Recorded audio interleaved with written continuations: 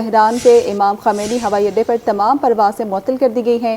ملک کا فضائی نظام مکمل الرٹ ہے۔ امریکہ ایران کے خلاف حملوں میں ملوث نہیں ہے۔ امریکی وزیر خارجہ کی وضاحت، کہا کہ اسرائیل نے ایران کے خلاف یک طرفہ کارروائی کی ہے۔ اسرائیل کے مطابق ایران کے خلاف کارروائی اپنے دفاع کے لیے ضروری تھی۔ اسرائیل کے ایران پر حملے کے بعد امریکی صدر نے ہنگامی اجلاس طلب کر لیا ہے۔ ناظرین، ابھی تک کی بڑی خبر سامنے آئی ہے اور جس بات کا ڈر تھا وہی ہوا۔ اسرائیل کا ایران پر حملہ، تہران سمیت مختلف شہروں میں اسرائیلی فضائیہ کی بمباری حملوں میں پاسداران انقلاب کے ہیڈ کوارٹرز کو نشانہ بنایا گیا۔ اہم شخصیات کو نشانہ بنانے کی اطلاعات۔ پاسداران انقلاب کے جنرل حسین سلامی اور جوہری ایجنسی کے سابق ڈائریکٹر فرید عباس شہید ہوئے ہیں۔ آزاد یونیورسٹی کے صدر مہدی تہرانچی بھی حملے میں شہید ہو گئے ہیں۔ اسرائیل کا القدس فورس کے سربراہ اسماعیل کانی اور کئی سینئر جوہری سائنسدانوں کے شہید ہونے کا دعویٰ۔ ایران کی جانب سے اسرائیل پر میزائلوں سے بھرپور جوابی حملہ۔ آیت اللہ خامنائی کچھ دیر میں جنگ کا باقاعدہ اعلان بھی کریں گے۔ ایران نے بڑے پیمانے پر اسرائیل پر حملے کی تیاری کر لی ہے۔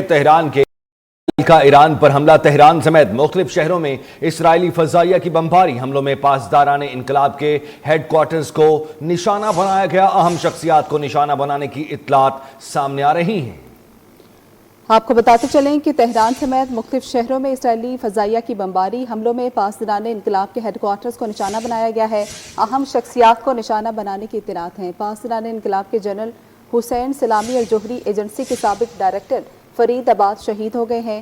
آزاد یونیورسٹی کے صدر مہدی بھی حملے میں شہید ہو گئے ہیں۔ اسرائیل کا القدس فورس کے سربراہ اسماعیل کانی اور کئی سینئر جوہری سائنسدانوں کے شہید ہونے کا دعویٰ۔ ایران کی جانب سے اسرائیل پر میزائلوں سے بھرپور جوابی حملہ۔ آیت اللہ خامنائی کچھ دیر میں جنگ کا باقاعدہ اعلان کریں گے۔ ایران نے بڑے پیمانے پر اسرائیل پر حملے کی تیاری کر لی ہے۔ تہران کے امام خمینی ہوائی اڈے پر تمام پروازیں معطل کر دی گئی ہیں۔ ملک کا فضائی نظام مکمل الرٹ ہے۔ امریکہ ایران کے خلاف حملوں میں ملوث نہیں ہے۔ امریکی وزیر خارجہ کی وضاحت، کہا کہ اسرائیل نے ایران کے خلاف یک طرفہ کارروائی کی ہے۔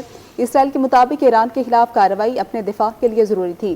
اسرائیل کے ایران پر حملے کے بعد امریکی صدر نے ہنگامی اجلاس طلب کر لیا ہے۔